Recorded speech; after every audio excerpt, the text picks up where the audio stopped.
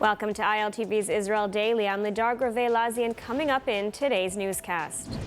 Iranian-backed terror organization Hezbollah met with leaders of Gaza terror group Hamas to discuss a potential response to divisions within Israel.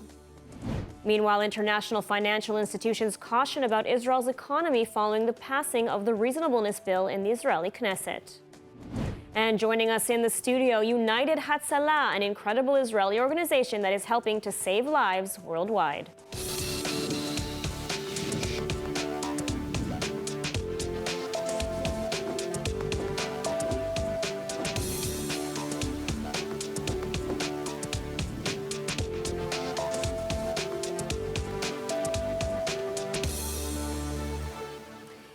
Iranian military and Gaza terrorist leaders have met in recent days to discuss a response to divisions in Israel over the judicial reform. This as Hezbollah continues a series of provocations on the northern border. ILTV's Steve Leibovitz has the report. According to Reuters, Iran's Revolutionary Guard and Hamas met in recent days in an undisclosed location and agreed to keep silent on the internal issues in Israel in order to avoid giving Prime Minister Benjamin Netanyahu a scapegoat. The report stated that the two terror groups believe that the judicial crisis has already damaged Israel, but that they should not make any direct interference to exploit the situation, because getting involved could allow Prime Minister Netanyahu to deflect blame outwards to foreign enemies. Yet this was not the case with Hezbollah's leader, Hassan Nasrallah, who gloated that Israel was on the path to disappearance. Tensions have spiked on the northern border in recent months over a series of instigations by Nasrallah's terrorist army. In its latest provocation, Hezbollah armed operatives were spotted patrolling on Israel's border. The IDF says the patrol is in violation of UN Resolution 1701, which prohibits Hezbollah from operating on the border. In footage filmed yesterday morning by an IDF soldier stationed on the Lebanon border, several masked Hezbollah gunmen are seen peering into Israeli territory from behind the fence. IDF sources clarified that the operatives did not cross the so-called blue line demarcation or pose a threat to locals or Israeli forces. And in related news, the United States will not cut military aid to Israel over the judicial reform. That was the message from U.S. Defense Secretary Lloyd Austin in a phone conversation with Defense Minister Yoav Gallant. The exchange came ahead of the IDF Chief of Staff's meeting with CENTCOM today, as he called on the public to keep the IDF above any internal dispute. ILTV's William Sharon reports.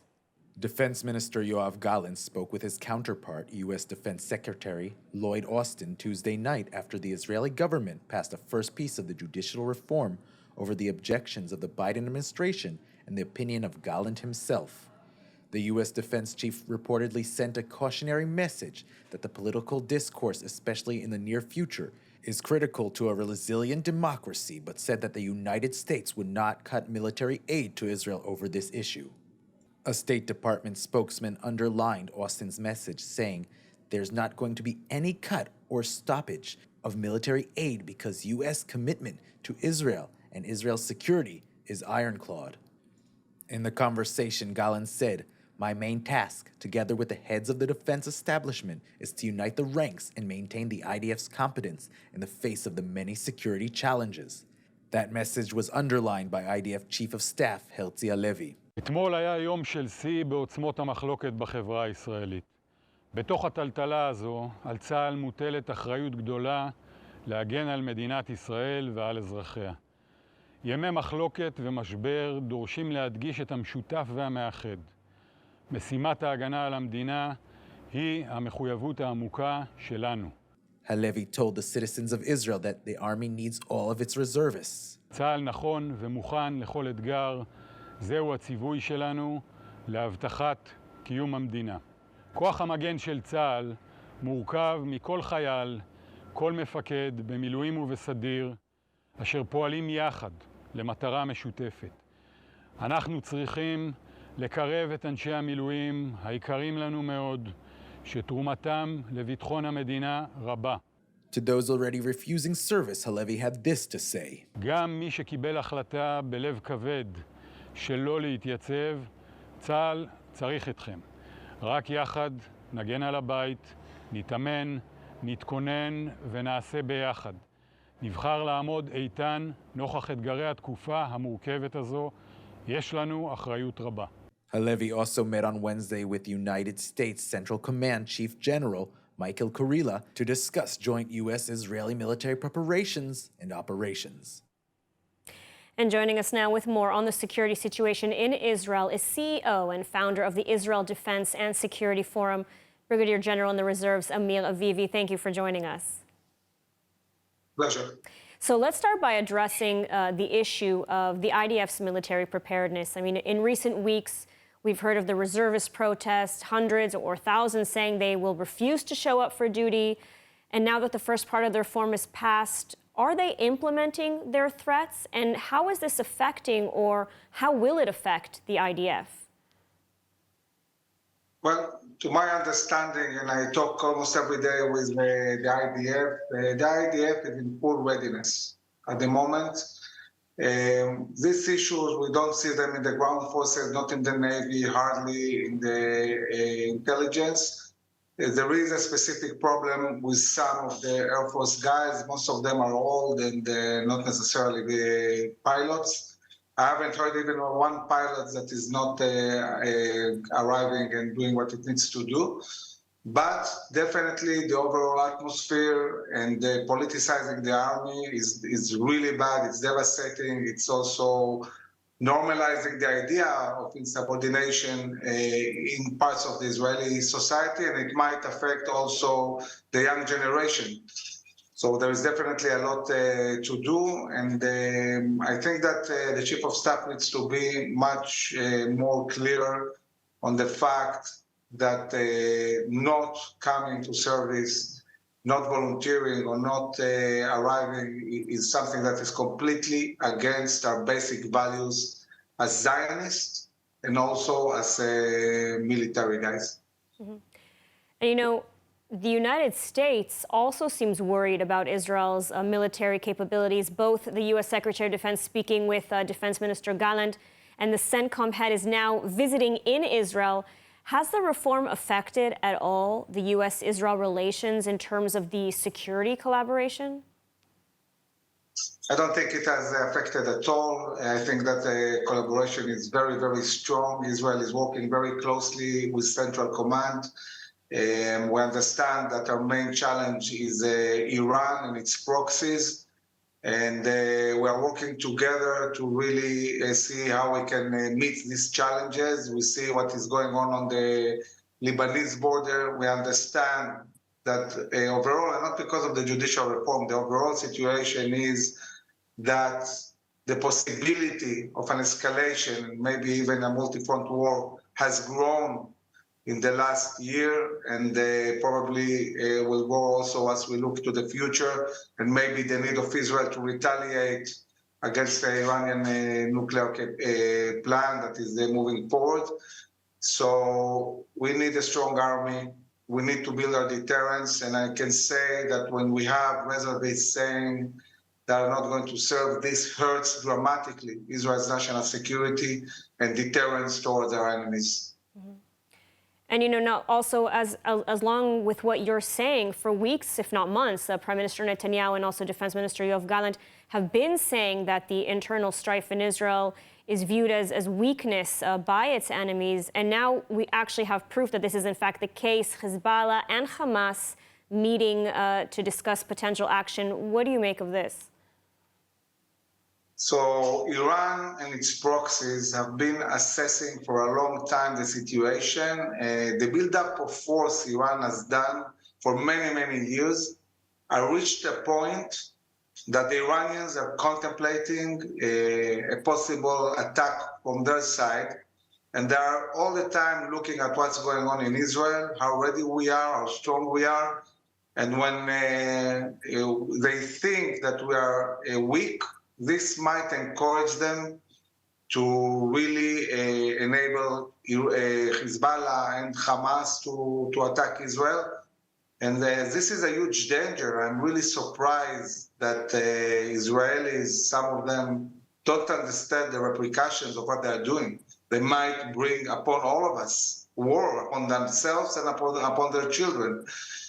And I think we all have to be responsible and understand that the big challenges of Israel is not judicial reform, it's the enemies around us and also inside us, inside the Palestinian arena, Hamas. And we have many challenges we need to meet. So we really need to unite and together meet these challenges. I mean, you speak of these challenges as though they could be imminent. I mean, are we headed towards another escalation in the near future, do you think? Well, I think that we have many things that are affecting the situation. The Russian-Iranian front that we are seeing in the last year, with Iran getting much closer to Russia, but also Chinese involvement and the economical backup to the Iranian economy. We see America less dominant and less present in the Middle East. We see what's going on inside Israel. All of this together are things that are hurting our national security and might create a deterioration.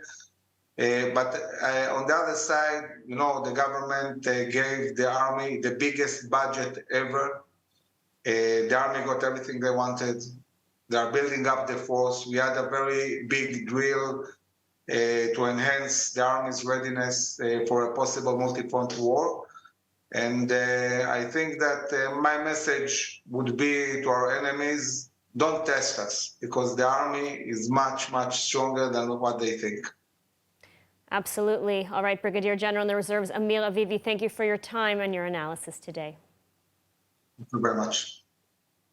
At less than 2 days after the first part of the legal reform was passed into law, international financial institutions are reacting to the news, cautioning against investing in Israel at the moment. But Prime Minister Benjamin Netanyahu and Finance Minister Bezalel Smotrich have responded to the announcement, saying that the Israeli economy remains strong.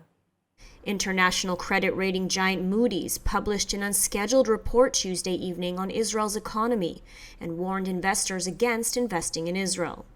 This move comes just 1 day after the Israeli Knesset passed a first bill as part of its legal reform legislation. In its report, the credit agency said that there is a significant risk due to the legal reform with, quote, negative consequences for Israel's economy and security. This announcement follows Moody's downgrading of Israel's credit rating forecast from positive to stable earlier this year. And not just Moody's, investment bank Morgan Stanley cut Israel's sovereign credit to a dislike stance. In its report, the bank's analysts said that, quote, we see increased uncertainty about the economic outlook in the coming months and risks becoming skewed to our adverse scenario. They added that recent developments pointed to continued uncertainty in Israel and predicted the shekel will weaken as a result. And Citibank also issued a note to investors saying the situation in Israel is making investors increasingly nervous and cautioned against investing until the markets calm down. In response, Prime Minister Benjamin Netanyahu and Finance Minister Bezalel Smotrich issued a statement saying that this was all just a momentary response. They said that when the dust clears, it will be clear that the Israeli economy is very strong. The two cited the security and gas industries, which they said are bursting with orders, as well as Intel's recent announcement of a $25 billion investment in Israel and the country's leading status in AI, cyber, and chip manufacturing. The statement said that the Israeli economy is based on strong fundamentals and will continue to grow under experienced leadership that is enacting a responsible economic policy. And in other news, Israel and Vietnam have signed an historic free trade agreement. The agreement is the culmination of 7 years of negotiations and marks 30 years since the two countries established diplomatic relations. ILTV's Steve Leibovitz reports. Good morning, Vietnam! After 30 years of relations and 7 years of negotiations, the day had come. The Israel-Vietnam Free Trade Agreement was signed in Jerusalem by Minister of Economy and Industry Nir Barkat and Vietnam's Minister of Industry and Trade Hang Dien. The signing ceremony was attended by Prime Minister Netanyahu and Vietnam's Deputy Prime Minister Tran Lu Can. The two leaders later met to discuss a range of issues, including the possibility of direct flights between Israel and Vietnam. We've had excellent relations over the past few decades, but this is an important turning point. A range of goods are traded between the countries, from chemicals to medical equipment and fresh agricultural produce. Israel imports many consumer products from Vietnam, such as clothing, footwear, coffee, and cell phones. In recent years, electric vehicles manufactured in Vietnam have begun to be sold in Israel. We are formally signing an agreement that will expand our trade, which is robust, to be even more robust. I look forward to increasing our ties with innovation, with all the areas that can better the life of both our peoples. In 2022, combined trade of goods and services between Israel and Vietnam totaled $1.46 billion. That number could grow substantially. And now moving on to other news, to a spotlight on an incredible and innovative Israeli organization, United Hatzalah.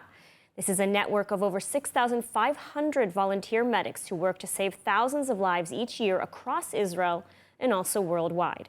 With an average response time of just 3 minutes or less, United Hatzalah provides free medical services 24/7.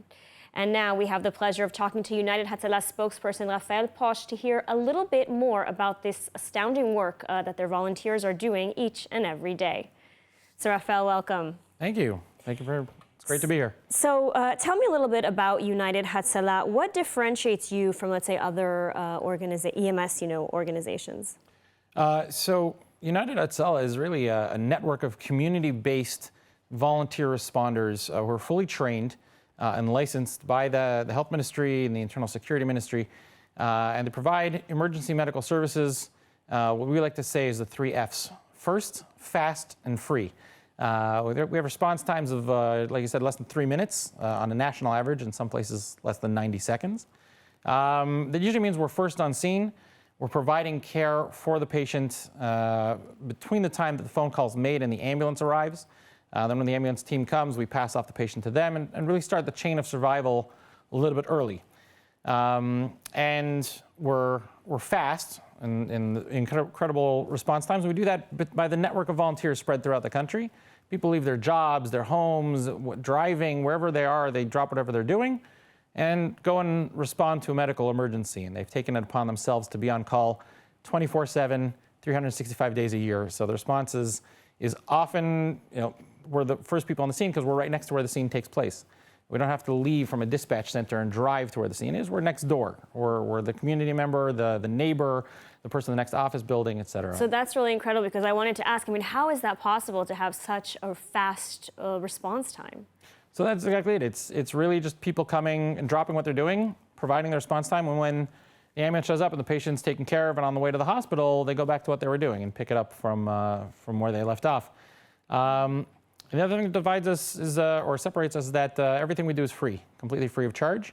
We never charge the patient. We don't even have a billing department for patients at all. And we exist totally on donations, so there's no charge for any of our services. And that's part of the idea, because we didn't want people to feel encumbered upon by the cost of an ambulance to receive care. If people need care, we want them to call to receive that care, and therefore we took it upon ourselves to provide everything for free of charge. Incredible. And so tell me a little bit about, the volunteers that make up this organization. What type of people are they? People who can just drop everything and respond to an emergency in 90 seconds, 3 minutes, something like that. So that's actually an amazing question. The people who make up the organization are everyone. It's people from all across Israel, all different backgrounds, religions, nationalities, ethnicities, everyone who feels that they want to go and help out when someone else is suffering. That's the type of people who join United Hatzalah. There's actually, as we're talking here in the studio, there's actually one of your fellow staff members is a volunteer of ours upstairs, by the way. So it's really just incredible. So really, you guys are everywhere. We're everywhere. That's the idea. And it's we have volunteers who are taxi drivers, volunteers who are obviously doctors and nurses. They're able to go out less, and they can't leave a patient to go treat another patient. So when they get a call, it bounces to the next closest person, and the next one goes. People are lawyers, bankers, but we also have people who drive trucks. And there's people who work in sanitation, and people who work in the city hall, and it's your neighbor, your friend, a family member, really everyone who likes to help. Mm-hmm. And usually when we find that when one person in a neighborhood or community becomes a volunteer, then it has a domino effect and other people want to become a volunteer as well. So it's a force multiplier. And I want to ask, do you operate only in Israel, or is United Hatzalah, also in other branches around the world? So the organization started here in Israel. United Hatzalah started here in Israel. The idea of Hatzalah started in New York back in the 60s. It started here sometime in the 80s. And there are Hatzalah groups around the world that are not connected to us. Each of those Hatzalah groups have their own individual organizations in different places. United Hatzalah here in Israel became a national organization. It started out as another small organization. It became a national organization when a lot of people joined up together and decided that we're going to include everybody, men, women, Jews, non-Jews, Muslims, Christians, Baha'i, everybody. And then we realized that the mission of life-saving doesn't stop at Israel's borders. It goes beyond. So we opened chapters in Panama. We opened the chapter in Ukraine long before the war. And we opened in Jersey City and a couple other places. We've also trained other EMS organizations and other governments how to implement our system. Right now, as this summer is taking place, there's a pilot project of running our system in Iowa, in the United States. The lieutenant governor of Iowa came to United Hatzalah headquarters, saw what was going on, loved the idea, and then started implementing it back there in rural areas to get volunteers to decrease response times and provide assistance. So the system works all over the world. In addition, what we've taken upon ourselves recently, starting from 2015, but a lot more in the past couple of years, was international relief and humanitarian aid missions. This really picked up in 2021 with Surfside. The Surfside building collapse, we sent a team, and then Ukraine, we sent a massive team. Included over 200 volunteers, and I can't remember exactly how many tons of humanitarian aid it was sent, and we sent 35 planes to bring in refugees. We're an EMS organization, and we're flying refugees back and forth across international borders. But the idea is we help wherever there's a need. And in 2022, we went on 4 missions. There was Ukraine, there was 2 hurricanes, one in Puerto Rico, one in Florida. And then a little bit later on in the year, 2023, went to Turkey with the... So you guys are really all over the world, not just in Israel, all over the world saving lives. It's correct. Absolutely incredible. Wherever we see a need that we can be of benefit to help others, we'll go and we'll show up. And it's kind of an amazing thing in that we're not, or an additional positive, that we're not a government organization. We're a nonprofit. It allows us a lot more flexibility. It allows us to maneuver and act quickly, even on international scenes, and to go places that the government doesn't want to go or can't go. All right, well, Raphael Posh, thank you so much for joining us today and for sharing more about this incredible organization and the work that you do. Thank you so much for having me. And at this hour, Israel is set to observe Tisha B'Av, the 9th day of the month of Av, commemorating the destruction of the first and second temples and other major calamities in Jewish history. Tisha B'Av is considered the saddest day of the Jewish calendar. It is a fast day where observant Jews abstain from all food and water for a 25-hour period. It's also the time when Jews read the Book of Lamentations, in which the biblical prophet Jeremiah laments the destruction of Jerusalem and the subsequent exile from the land of Israel. It's a normal workday for most people, but restaurants across the country are generally closed. And so we're wishing all those who are observing an easy fast. And now let's take a look at the weather forecast. Clear skies are expected tonight alongside rising temperatures of around 23 degrees Celsius or 75 degrees Fahrenheit. Then tomorrow brings the hottest day of the week, with temperatures reaching highs of 37 degrees Celsius or 99 degrees Fahrenheit. And that's all for today's news. For more updates from Israel on all your devices, check out our ILTV channel, subscribe to our ILTV newsletter, and don't forget to check out our new and improved website, ILTV.tv, with all the latest news from the heart of the State of Israel. I'm Ladar Grave-Lazi. Be well, and thank you so much for watching.